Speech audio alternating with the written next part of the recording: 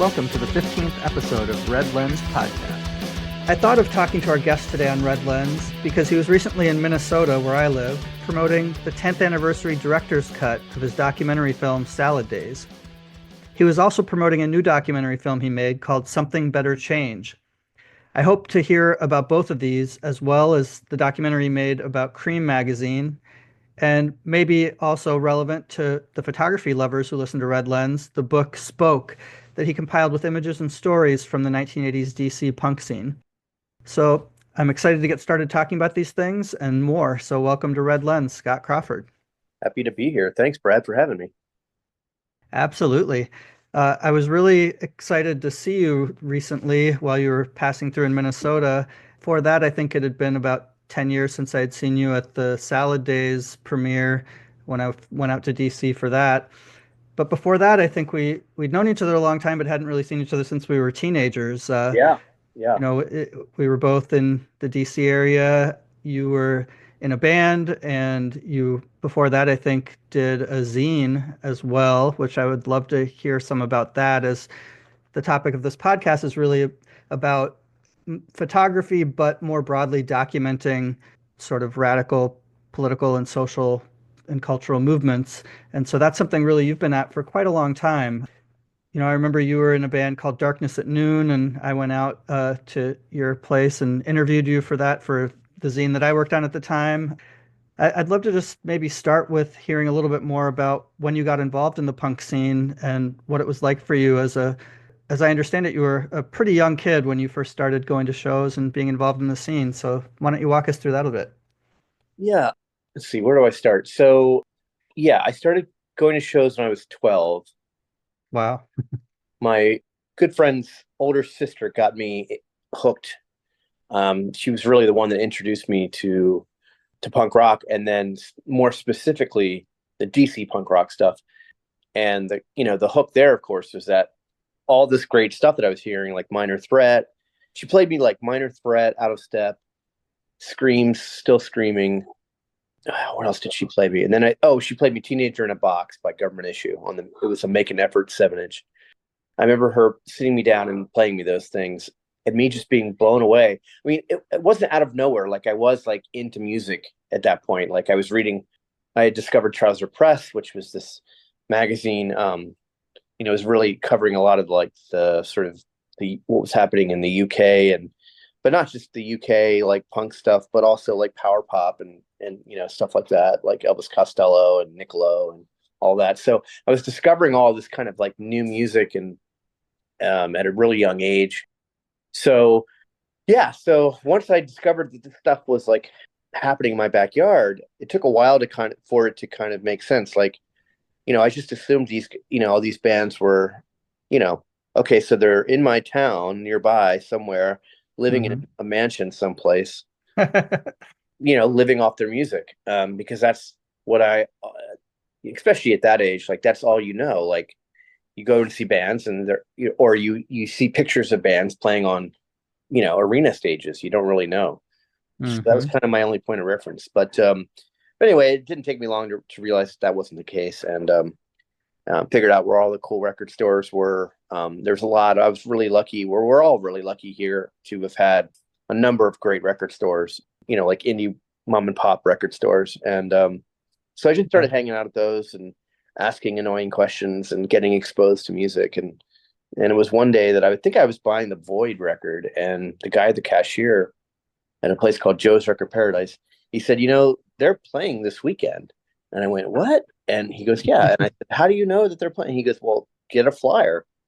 So I remember grabbing the flyer by the door, and it was this band Void, and they were playing at this place called Newton Theater. And that was really my first show, and was Void. It was Void. Wow. Yeah, it was Void, JFA, Sun City Girls, and Dove.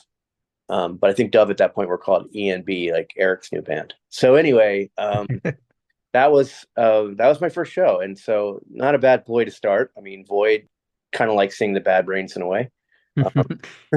So yeah, and then I just realized I was such a voracious reader and just wanted to read everything I could, and I started buying fanzines, at the record stores, and then I realized, oh, like I could do this. And I, just, I think the whole thing about documenting stuff and making a zine at that age, or any age, I suppose. I mean, they just call it a fanzine after all, right? So you're a fan of this stuff and you just want to share it with anyone that'll read it or listen. Hmm. So that was really my motivation for starting one. So I started a fanzine called Metrozine, which you can look up at the University of Maryland. It's online now, at the University of Maryland Punk Fanzine Archive they have. It's all been digitized, and so there's a bunch of issues there. They do an amazing job there. John does an amazing job with that, archiving all of that stuff. So yeah, so I interviewed, all kinds of people, and as a little kid, and yeah, it's a lot of fun. Yeah, I mean, sounds like the bar was set quite high for you with your first music was from the punk scene was Minor Threat, Government Issue, Scream. That was some of the best stuff happening in the country and really in the world at that time. And it was happening, yeah, right outside your door almost. Yeah, And related to the record store thing you talked about, because I moved to DC in 1987 for college, and the first thing I did was call Mark Anderson because someone from Atlanta, where I came from, gave me his phone number and met up with him at a Scream show at 930 Club, which was in the era when Dave Grohl was playing for them.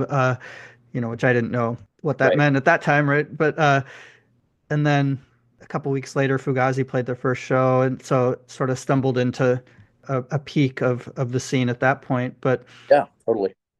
I also did a zine starting in high school, but when I remember back, even at age 15 when I was doing it, it wasn't like now where everyone has a personal computer in your house and you can just do the layout and whatever. It was kind of hard, and figuring out how to get copies wasn't easy. There weren't Kinkos or as a 12-year-old, like how did you just logistically do all that? So I used so there's a typewriter. My grandmother used to, type when she'd write letters, she would type them. And so it was like a some crappy I mean, well, I actually I okay, so the first couple issues were on my grandmother's original typewriter, which was I don't even know how that thing was working. It was like circa 1936 or something. And you can if you look at those first issues, you can see where the it's now they have fonts that look like Old typewriter, yeah, yeah. yeah. And then I just kind of emulated other zines and kind of figured it out, and then just cut. I just would use like rubber cement to. I would, Hmm. you type it all out, and then you'd cut it out, and then use rubber cement to put it down on the page. And I would go to my mother's office on the weekends and Xerox it, for free at her office, um, like sort of covertly. And so we did that for as long as we could. Yeah, and then I would just sit at the kitchen table and staple them all together.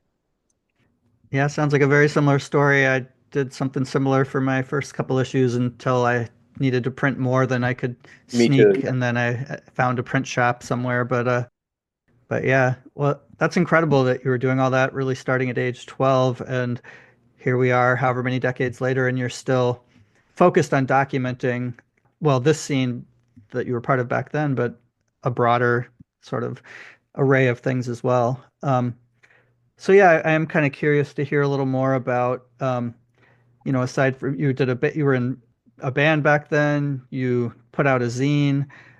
Yeah, what are your thoughts on that now? Well, I guess before I ask that, I'll say also double down on what you said about the collection at the University of Maryland. They have a couple of the issues of my zine there digitized, but not all of them. But it is a great resource. Yeah, yeah. He's done a tremendous job. Yeah. Continues Did to. you did you have any thought back then that what you were documenting at that time would be something you'd still be talking about 3, 4 decades later? I wish I had because I don't know how John even got copies of that. See, I don't even have copies of my own zine. Like I didn't hold on to much really. I mean, Oh I held wow. on to a lot of flyers and things like that, but I moved when you're, especially when you hit your like, you move out of your parents' house and you just move. I was constantly moving. Hmm. So, group house to group house, whatever, apartment to apartment. And so you just, through the course of all that, sometimes you just are like, fuck this. I don't really need this one additional box of like crap. And so you just end up throwing stuff out. Maybe that's why I'm. continue to document stuff just because I have so many regrets for not doing a better job of holding on to that stuff.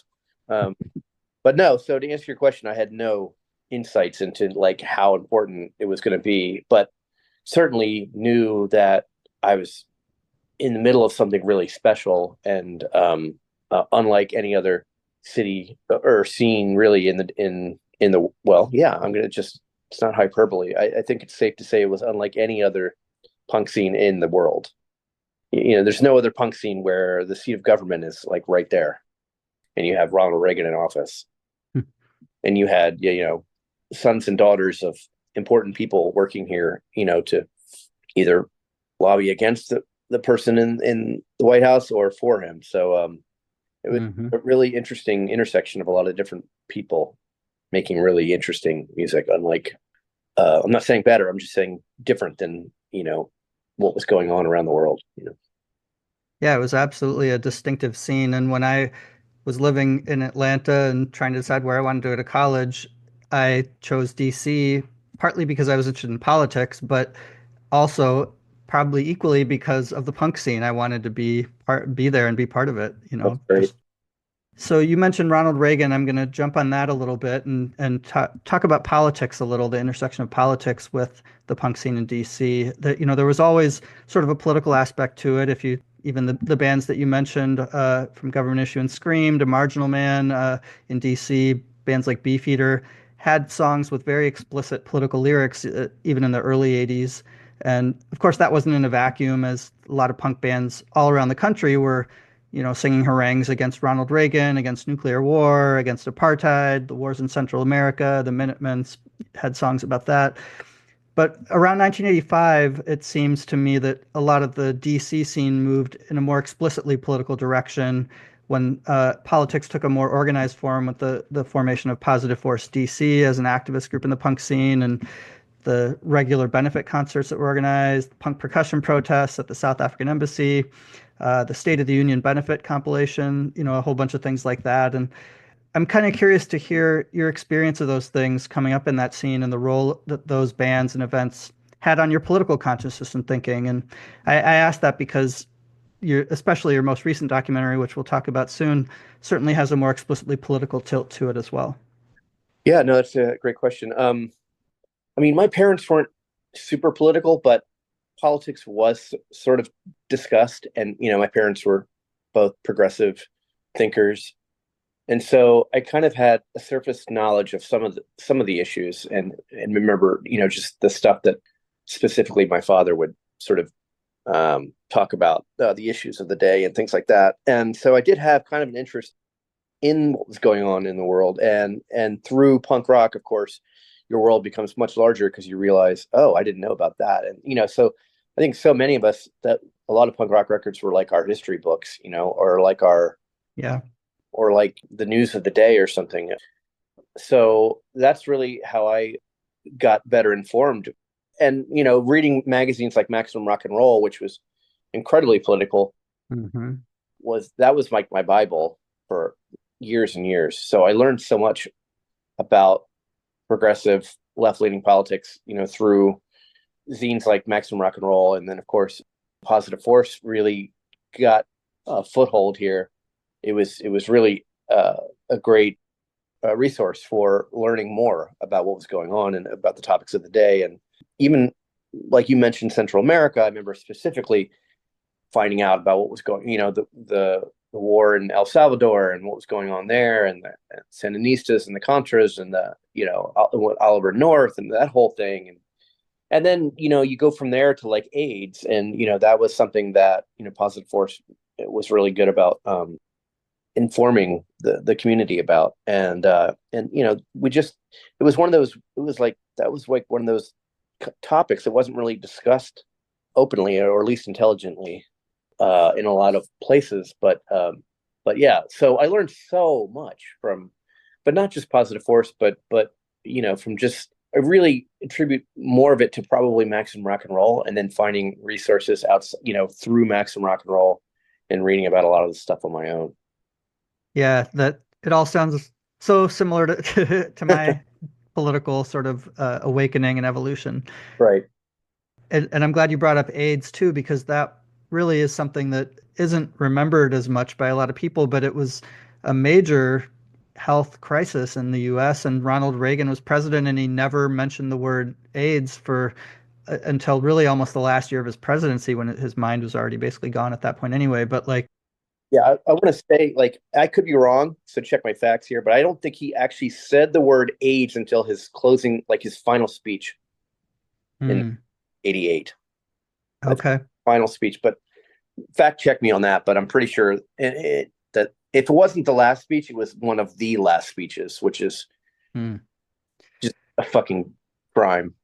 So, And just thinking about the DC scene at the time too, I like I said, I moved there in '87, but my understanding is that really from or in the mid '80s, what happened in DC was very similar to what happened in Atlanta, where I was, and other cities where there was sort of a struggle over the scene and the politics of the scene, where in Atlanta, Nazi skinheads would come to all the shows and like look for gay people to beat up and yep, just cause chaos. And that was happening in a lot of cities. And then in some cities, and this isn't exactly the same, but the default politics in different cities was different, right? Like in New York, you had bands like Agnostic Front that played right. with a more like patriotism that was almost sort of right wing, or even was right wing in cases with some bands.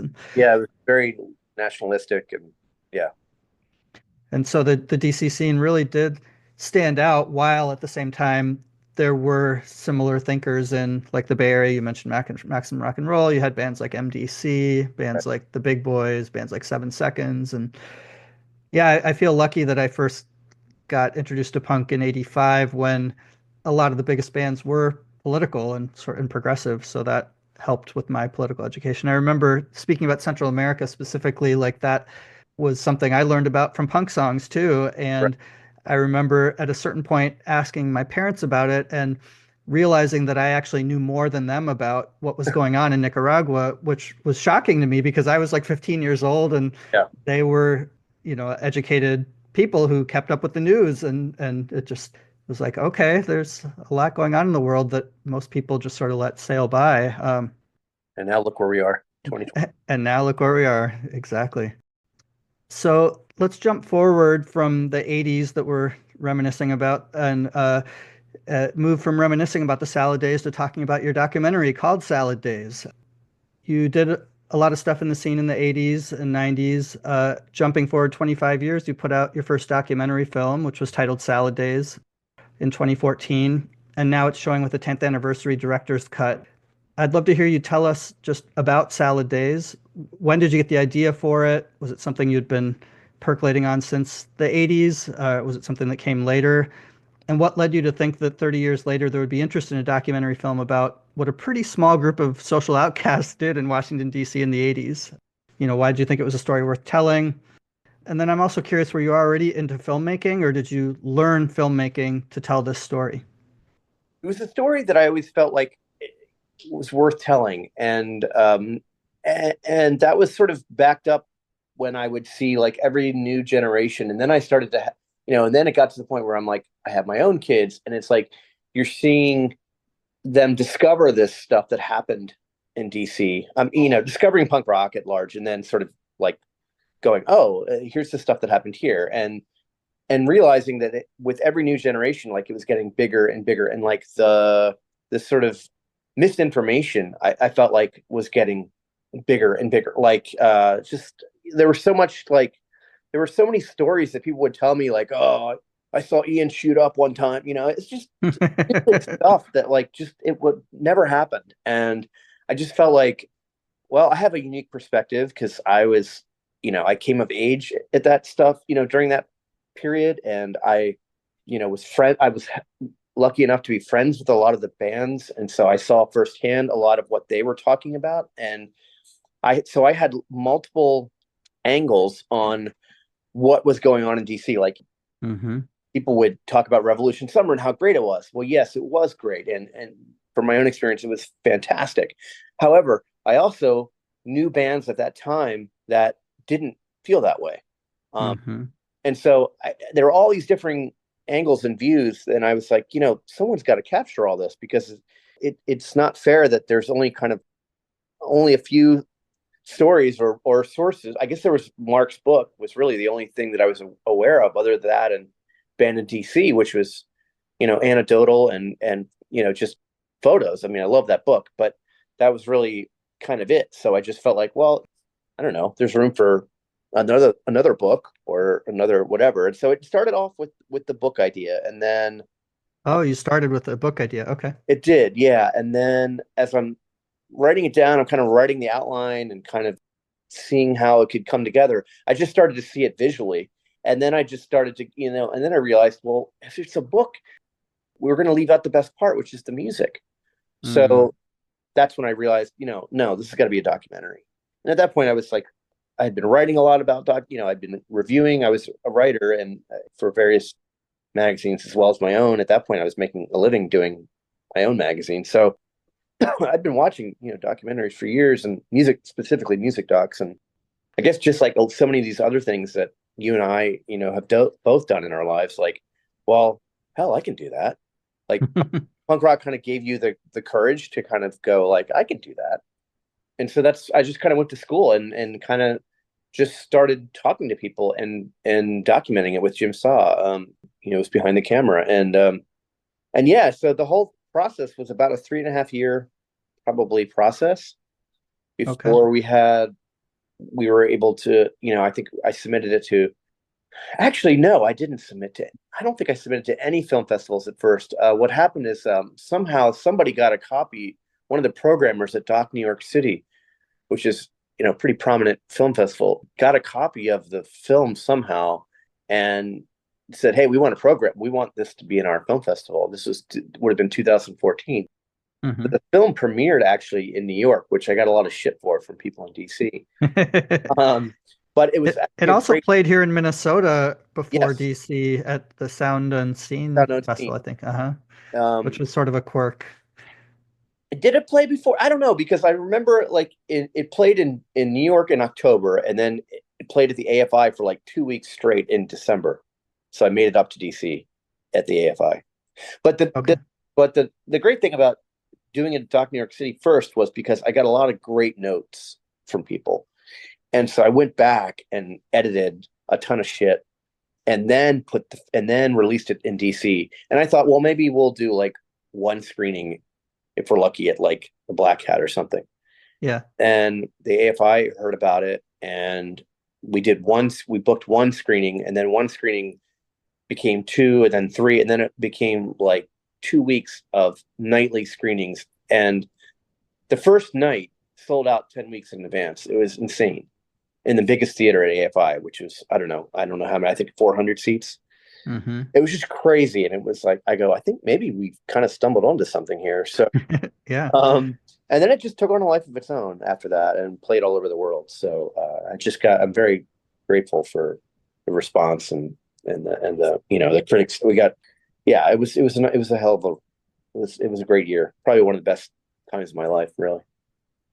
So basically, what the film does is documents or tells the story of that segment of the DC punk scene through the 1980s, right? Like, Right. Right up until around, I mean, roughly 1990, 91, because I kind of ended with like the rise of Fugazi and them just right on the cliff there of like the grunge explosion, just like hmm.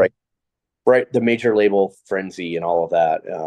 Ian mentions how Ahmet Ertegun at Atlantic, who did the deal with the Rolling Stones, and he said, I want to do a deal with you like I did with Nick, referring to Mick Jagger, and this is to Ian MacKaye. So that was just to illustrate kind of the rise of not just Fugazi, but of punk rock in general, and to trace it back to DC and to show how DC helped all this stuff grow, and then to take it one step further to show how these words like emo and straight edge, these are Hmm. all part of our everyday vernacular now, right? But like you can directly trace all that stuff, all those words to DC, to what was going on in the 80s. Those words would not have existed had it not been for what was going on in DC, which I found fascinating.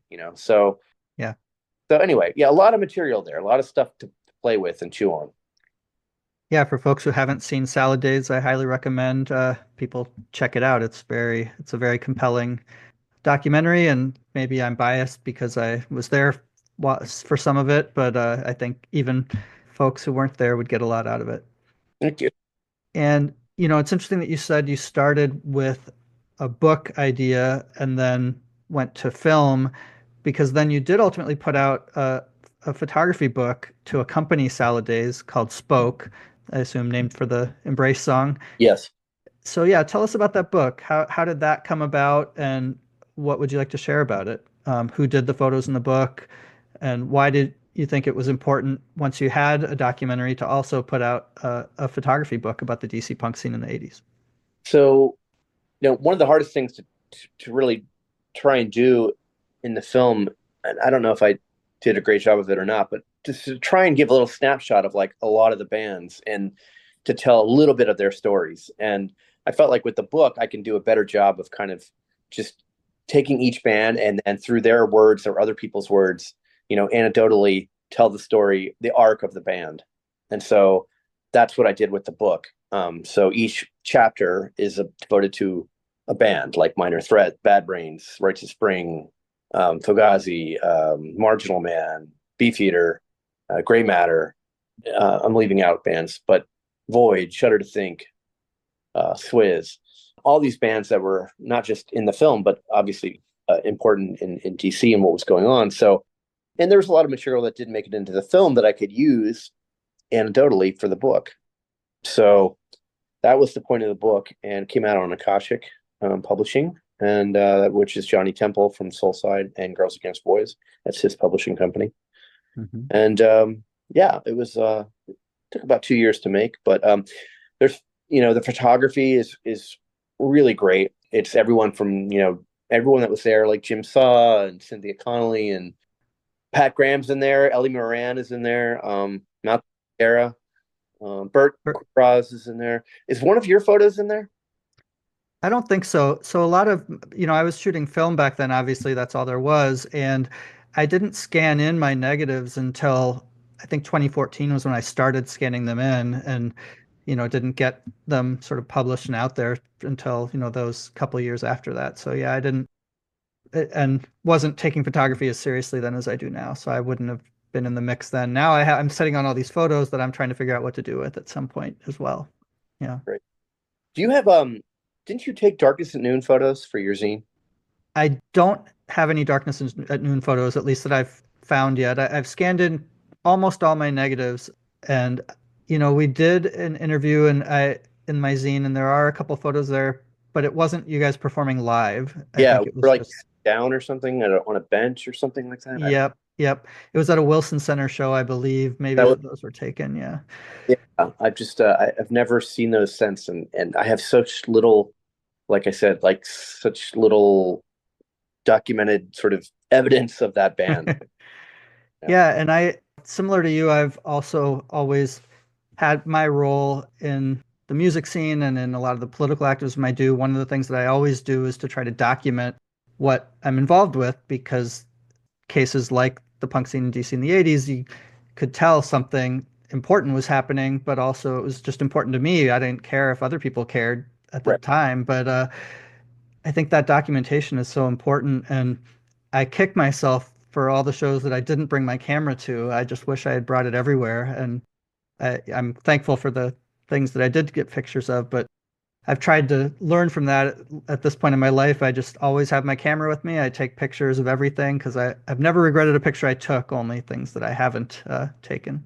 right. No, I totally get that, but I think I asked Jim one time. I said like I always felt bad for the one. I mean, I took photos too, but like I got to the point where I just was I wanted to be in the moment. So I didn't want to be bothered with accessories. I didn't want to have anything. I just wanted to be free to be in the moment. And so I stopped taking pictures, which again, I do regret.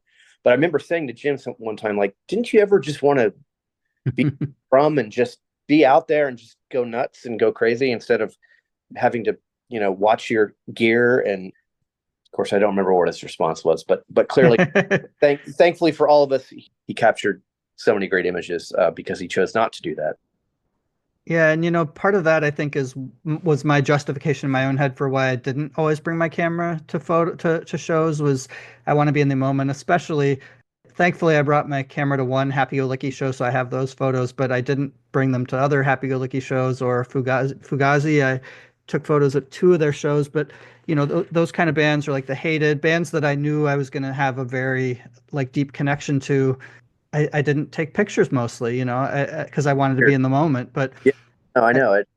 It's I strange. I think it was also for me just feeling awkward at that young age too. Like I don't want to be in the front with a big camera and block people's view. Just being very self-conscious. And I wish that I hadn't have been that way. But I mean, obviously you don't want to block everyone's view, but you can take pictures without doing that too. Yeah, no, I was the same way. I mean, very self-conscious and very, just thought too much about that stuff. But part of it was just laziness on my part, and probably my ADHD. Just I was like, bing bong, bing bong. I was Yeah. just, yeah, I was too much of a spaz. So, okay, so let's go from, we're talking about straight edge, emo, some of the things that emerged from the DC scene, and then move towards your follow-up to Salad Days. In 2019, you switched gears a bit from those kinds of themes and released a documentary about Creem magazine, Creem, America's only rock and roll magazine. It was certainly still about rebellious music. And what brought you to decide to focus on that for your second documentary, and what was it about? Well, that was the story that I've always been fascinated with because I worked with so many of those writers, and it was a magazine that I read. I learned about Lester Bangs, who was the editor for Creem, and who really invented this new language, this new way of talking about music, and I'm not just talking about it, but writing about it and using words that like no one had ever. He was just there was no one like him, and just his writing was punk rock before there was even a word. So I had been reading Cream and or specifically Lester Bangs' stuff as a kid, and tried to copy his style, and of course failed miserably. But as like when I got older and I started working, my senior editor for the magazine that I was working at was the senior editor for Cream in its heyday. Okay. So I heard all these war stories and all these like, just insane, debauched, stories of working at that magazine. And I said, this story has to be told. And so I approached the late publisher's son about the idea. And apparently HBO had reached out to him like the year before, and he said no to them. But I guess because of maybe some of the people that I knew and that knew his mother directly and worked with his mother, and for whatever reasons, he decided, yeah, yes, let's do this. And so that was about another 3.5 to 4 year long process. But that was the magazine that is officially recognized as coining the term punk rock, and covered bands like Iggy, and went on to later cover punk rock, unlike any other magazine at the time. Rolling Stone couldn't give two shits about the Pistols or New York Dolls or Vermones or Television or any of those bands, any of the bands that were, would go on to really change the course of music at that period of time. I mean, even Patti Smith wrote for Creem magazine. So they're really responsible for exposing that music to a much larger audience. I mean, they were the number two music magazine on the newsstands to Rolling Stone at the time. So considering that circulation, that was a pretty big deal, and really the main source for punk rock coverage. So yeah, I just wanted to tell that story, and of course I brought it back to punk rock. And I also like the fact that they started off as this super lefty. They were involved in in the early days. There was a whole White Panther movement in Detroit, Yes. MC5, and that was sympathetic to the Black Panthers. And so there is a very political magazine when they started that focused on very like super leftist, left of center politics. So for me, anytime there's that collision or that intersection of punk, or not just punk, but music and activism and political discourse is always interesting to me. So yeah, it might not seem like a logical leap after Salad Days, but in my head, I mean, it's like a direct line. Like it makes total sense to me. Okay, yeah, that definitely makes sense with your both personal connections and the early punk scene being covered by Creem, yeah, and that connection with MC5 and White Panthers and stuff, Yeah. yeah. Very cool. Well, why don't we jump ahead to your newest documentary, your newest release called Something Better Change, which brings us back to the 1980s punk scene in a way and puts sort of radical politics more squarely in focus again. Just looking on IMDb, it calls it a documentary film about a legendary punk band DOA and frontman Joe Keithley's shocking political victory. So DOA, for folks that don't know, was a very political band in the 80s that they certainly were one of the bands that helped politically educate me and with their lyrics. So tell us about Something Better Change. What's the story it tells, and why did you decide to tell this story next? Yeah, so it tells the story of Joey Keithley, who's the singer and really the founding member of DOA, who still remain a band and still continue to tour to this day. Yeah, DOA were like, it was like DOA, Black Flag, Minor Threat, Dead Kennedys, Bad Brains. They were like the big ones, the big five in the 80s. Yep. And so I always loved the band and like you said, learned so much about political issues at the time through that band. So in 2018, when we were at the height of like Trump chaos in America, I saw this headline somewhere popped up in my feed where it said Joe Keithley from DOA wins council member seat in his hometown of Burnaby, which is next to Vancouver. It's like a suburb of Vancouver. I knew that he'd been running, like I knew that he'd been involved in local politics for years and years and years, but I knew that he always ran as like a Green Party member, but never won. So to me, it was sort of like, oh, maybe he's just like one of those guys that like Del Biafra or something that like, Exactly what I was going to say. Jello yeah, like Biafra, who always runs ran for mayor as a and gadfly right, candidate. the sort of provocateur who just like likes to. But no, he actually he won his seat against all odds. It was like this like David and Goliath story in my mind. Instantly, that's how it felt to me, and that was like the kind of news that I needed Mm. in 2018. It just gave me hope, which I desperately needed at that point. I was still knee deep in the Creem film, but I did reach out to Joe and said, "Hey, what do you think about this idea of kind of more of a, I thought we could do more of a verite style documentary where we're following him around when he runs for re-election in 2022. Okay. And when we follow him through that election cycle and win or lose, that's the film. And so that's what we did. And so the film is not only about DOA and about Joe Keithley's sort of journey from discovering punk rock as a teenager in the 70s in Canada to then becoming a full-time council member in Burnaby, which is not a small town by any means. It's a population of about 250,000. So it's a large town. And I thought, well, could make for a compelling kind of documentary. And of course, there's the mayor, the entrenched mayor that Joey helped unseat that's in the film. And there's always like the guy that you kind of rally against. And The he's antagonist. yeah, the foil and whatever. So he's in the film, and as well as everyone from Ian MacKaye to Bader O'Rourke to Duff McKagan to Keith Morris, Jello Biafra, lots of familiar faces.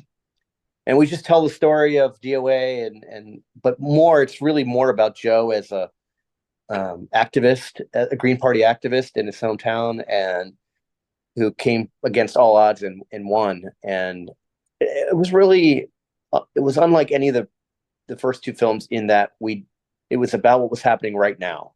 And I felt like, given the fact that we would be coming up on an election cycle in 2024, if we timed it right, it would be the perfect timing. It would be sort of a political climate in this country. So we premiered the film at the Woodstock Film Festival in September of this year. Had a great premiere there, and then went on to do another premiere at Sound Unseen. And there's a number of other festivals, which I can't announce yet, that I'll be screening it at in the spring and summer. And then hopefully in the fall, we'll get like a distribution deal. So that's kind of where I'm at with that. I'm really proud of the film. And the response has been really great so far. So That's amazing. Yeah. curious what inspires you now. Do you still go to shows and listen to new bands, or are you mostly listening to stuff from the past? No, in fact, I we just did a Salad Days sort of 10-year party, 10-year anniversary party at the Black Cat the other night. Two DC bands played the screening. Hammered Hulls, which is Alec Mackay Hmm. from the Faith and Ignition and the Warmers, and that's his band. And then Birthday Girl, which is another great band. Who Alec's daughter is in Birthday Girl, who opened the show, and Brendan Canty from Fugazi's daughter is the singer and guitar player. So it was just nice to kind of bring it all forward and then screen the film at the same time. So no, I don't go out as much as I used to, but I do still go out and check bands out and things like that. I don't know what my next project is right now. I mean, I have a pretty good idea, but I have not started on anything else yet. Right now, it's just focusing on Something Better Change and seeing where that takes me. Okay. So where can people find you and your work online? And how can people see your documentaries and get the book spoke and generally support your work? So if you go follow me on Instagram, my handle is Salad Dazed with a Z, and it's all one word, Salad Dazed. And I have a store that you can reach through there, or go to my website, which is Salad Dazed DC. I should correct myself because I don't want people to think it's Salad Dazed. To further confuse people, it's Salad Days DC, one word. Salad Days, as in the title of the film, DC.com. And I've got a store there. You can buy the DVD of the film. But the film, Salad Days, continues to stream on Tubi, as well as, I believe, Amazon and a number of other streaming services, YouTube, and Creem is as well. I think that's also on iTunes and a number of other outlets. Apple TV, I know was at one point. I'm not sure if it still is. And Something Better Change will be, as I said, coming to film festivals in the next couple months, as well as hopefully we'll get digital distribution in the fall. So I'll be able to make a bigger announcement when that's nailed down. Okay. So for now, Something Better Change. You just got to wait till it comes to a Yeah, you film could. festival near you. Yeah, I'm sorry. I do have a handle on Instagram for Something Better Change. It's Something Better Change _ doc, DOC. That's the handle at Instagram, and you can follow it there, and I post updates regularly about the film. That's great. Well, thank you so much for joining us on the podcast, and wishing you all the best in the coming years. I'm sure the new political environment will provide lots of inspiration to make more politically tinged documentaries. I'm sure I will, no doubt, no doubt. And always good to talk to you, Brett. You too. Thanks so much.